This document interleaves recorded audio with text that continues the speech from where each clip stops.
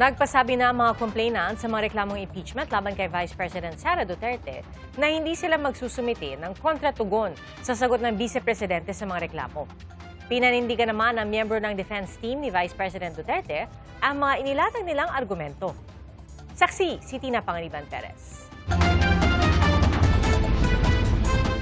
Sa manifestation of waiver ng mga complainants sa third impeachment complaint laban kay Vice President Sara Duterte, sinabi nilang hindi na nila kailangang sagutin ang consolidated verified answer ad cautelam na isinumite ng Vice sa House Committee on Justice. Nabasa namin, walang specific denial as to specific paragraphs of the 98-page complaint that we filed.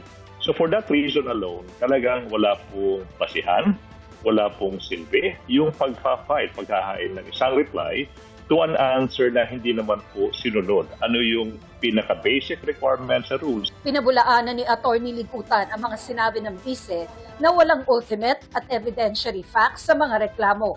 May isang eyewitness. May mga notice of disallowance, audit observation memorandum from the Commission Audit. May mga documents evidencing payment na sabi ng PSA, Philippine Statistics Authority, ito yung mga taong to do not exist fictitious. Despite that, you still have the courage and the gall to claim wala man lang ultimate facts. Pinabulaanan din niyang recycled ang mga alegasyon na ayon sa Vice ay ibinasura na noon ng Korte Suprema. Kami yung sumulat ng third impeachment complaint, hindi po ni-recycle yan. Hindi po rin-recycle yan. Tsaka isang bagay na dapat we have to settle, no? Yung decision ng Supreme Court in Duterte versus House of Representatives last year, never po diniscuss ng Supreme Court na walang basihan on the merits yung impeachment complaints filed last year. Si Atty. Nathaniel Cabrera, complainant sa fourth impeachment complaint laban sa Vice, naghain din ng manifestation of waiver to file a reply. Sabi ni Cabrera, dahil hindi rin naman daw sinagot ng Vice ang mga alegasyon at wala rin itong inihayag na bago, wala na raw saysay at makatatagal pa sa proseso kung maghahain pa siya ng sagot. Ang pahayag-an niya ng kampo ng Vice na walang ultimate facts sa mga reklamo ay bunga ng maling pagkakaintindi sa rules na pwede nang humingi ng detalyadong ebidensya sa puntong ito ng impeachment proceedings. Dahil hindi na naghain ng reply ang mga complainant, sabi ni House Committee on Justice Chair Jervy Luistro na pwede nang talakayin ng House Committee on Justice kung may sufficient grounds para magsagawa na ng hearing proper. Si House Committee on Justice Chair Representative Jervy Luistro, pinabulaanan ang sinabi ng Vice na walang ultimate at evidentiary facts sa impeachment complaints. Hindi rin daw totoo ang bintang ng Vice na mayroon silang double standard pagdating sa impeachment complaints laban sa Vice at laban kay Pangulong Marcos. They failed to show proof of the President's personal involvement or participation in the alleged offense, no? Sa case ng Vice President, to illustrate again, the offense of threat, what evidence will you still require? Res ipsa loquitur, it is the Vice President who is uttering the threat against the President, the First Lady, and the former Speaker. Now, about the confidential fund, you remember Congresswoman Laila De Lima even read and showed the certification of the training of the military to with the signature of the Vice President. Kinontra rin ni Luistro ang sinabi ng kampo ng Vice na nalabag ang kanyang karapatan sa due process. Well, I don't think there was violation of due process. Nakita nyo naman, we gave ample opportunity to all the members of the Justice Committee and even non-members who wish to make manifestation or interpolate during the determination of sufficiency in form and in substance. Sa panayam ng GMA Integrated News, pinanindigan ni Atty. Michael Powa ng defense team ni Vice President Duterte na puro opinyon, spekulasyon at konklusyon at hindi mga ultimate facts ang nakasaad sa mga reklamo. Paano naman po namin masasagot kung wala naman pong ultimate facts that will constitute yung impeachable offenses na pinaparatang nila laban sa ating Vice Presidente? It is not for the Vice President to prove her innocence. It is first for the complainants to actually prove na meron siyang ginawang mali in the first place. Ipinauubayan na raw ng depensa sa komite ang kahihinatnan ng impeachment complaints laban sa Vice President. Umaasa silang pagbobotohan ito hindi lamang base sa kanilang konsyensya, kundi sa mga ebidensyang iprinisinta sa kanila. Para sa GMA Integrated News, Tina Panganiban Perez, ang inyong saksi. Pasado na po sa ikatlo at huling pagbasa sa Senado ang panukalang magbibigay ng emergency powers kay Pangulong Bongbong Marcos para suspindihin o bawasan ang excise tax sa langis. Inihain din sa Senado ang panukalang ibasura ang oil deregulation law. Saksi, si Rafi Tima. Mano-manong pinalitan ng mga staff ang nakapaskil ng mga presyo sa ilang gasolinahan sa Metro Manila kaninang umaga. Umaabot na sa mahigit 100 piso ang bentahan ng kada litro ng petrolyo sa ilang lugar sa Luzon, Visayas at Mindanao. Mga motorista ang unang tinamaan ng matinding epekto ng taas presyo, pero dumadalo ito sa iba't ibang industriya at sektor. Ang ilang travel agency sa Nueva Ecija umaaray dahil bukod sa pagsipa ng gastusin, halos 50% ng kanilang mga kliyente ang nagkansela ng biyahe. Sa mga natirang proyekto naman, halos lugi ang bayad dahil na-book na bago pa magmahal ang mga bilihin.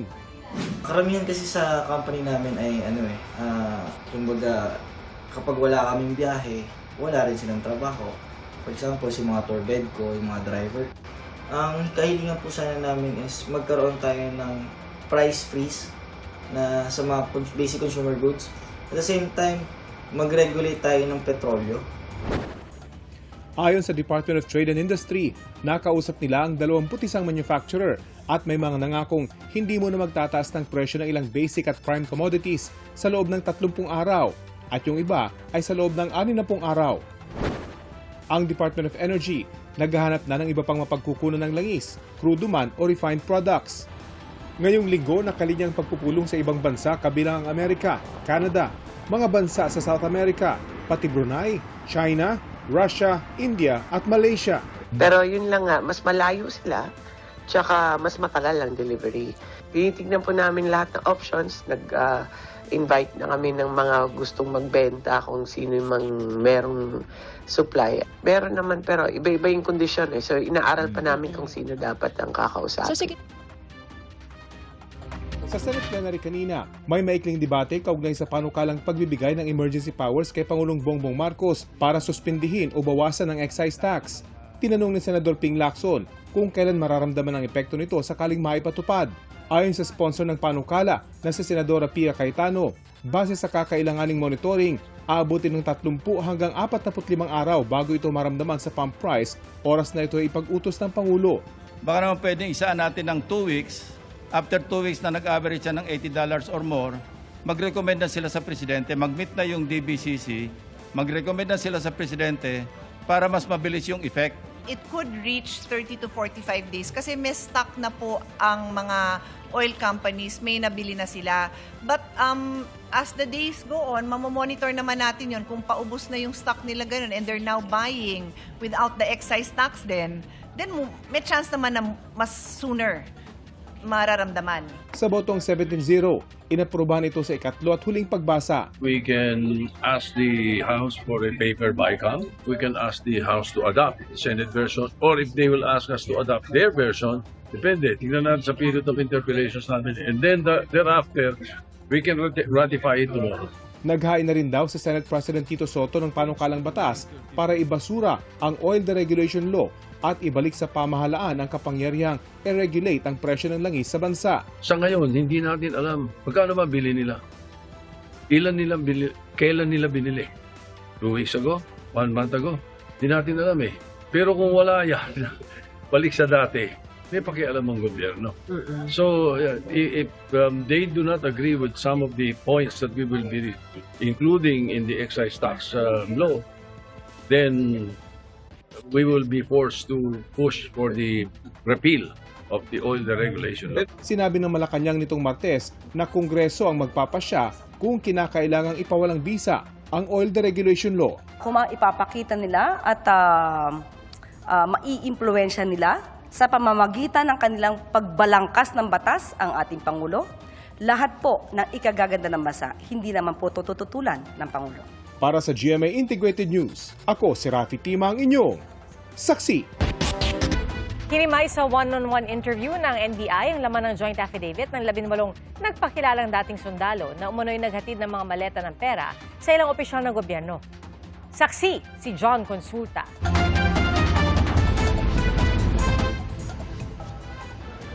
Muling nagpunta sa National Bureau of Investigation si Attorney Levy Barigod at ang nagpakilalang 18 dating Marines. Kaugnay ito ng investigasyon sa kanilang mga aligasyon, kabilang na ang mga umunang utos ni dating Ako Bicol Representative Zaldico na maghatid ng mga maletang may lamang pera sa ilang opisyal ng gobyerno. Ayon kay Attorney Levy Barigod, pumayag siya sa one-on-one interview ng NBI sa mga 18 Marines. May dala rin daw silang mga litrato ng identification cards na magpapatunay ng kanilang pagkatrabaho para kay Ko. Ang hiningi sa amin ng NBI, yung contract of employment. No? Mga screenshot ng mga chats nila. Yung original ng mga pictures. And so many others. No? So, yun ang pag-uusapan namin ngayon. Dagdag pa ni Barigod, ilan sa mga sundalo, personal daw na naghatid ng maletang may lamang pera sa ilang personalidad. Matapos ang ilang minutong pag-uusap, naghiwa-hiwalay na ang 18 Marines at sumama sa mga NBI agents mula sa 3 dibisyon para sa pagtatanong. Ayon sa aming source, umikot ang pagtatanong sa laman ng joint affidavit. Hinimay ang kada paragraph at inalam kung may partisipasyon ang kada dating sundalo sa isinasaad sa joint affidavit. Ikinalugod naman ni NBI Director Melvin Matibag ang pagpayag na ng 18 Marines na sumalang sa one-on-one interview sa mga ahente ng NBI. It will establish the credibility of the testimony, tapos kung mayroon bang ibang pag-uusap, and will address all the angles na tinitingnan ng ahensya. At ito, pwede namin ito, isusumitin namin sa Office of the Ombudsman. Matapos ang mahigit 7 oras, natapos din ang pagbibigay ng pahayag ng 18 Marines sa NBI. Ang na-observe ko po ay very exhaustive yung mga pagtatanong ng mga investigators at sinagot naman lahat nila pero hindi pa kami natapos. No? That's how in-depth the exercise was. So hihintayin namin ulit yung schedule na sasabihin ng NBI para sa continuation. Para sa GMA Integrated News, ako si John Consulta, ang inyong saksi. Mga kapuso, maging una sa saksi. Mag-subscribe sa GMA Integrated News sa YouTube para sa iba't ibang balita.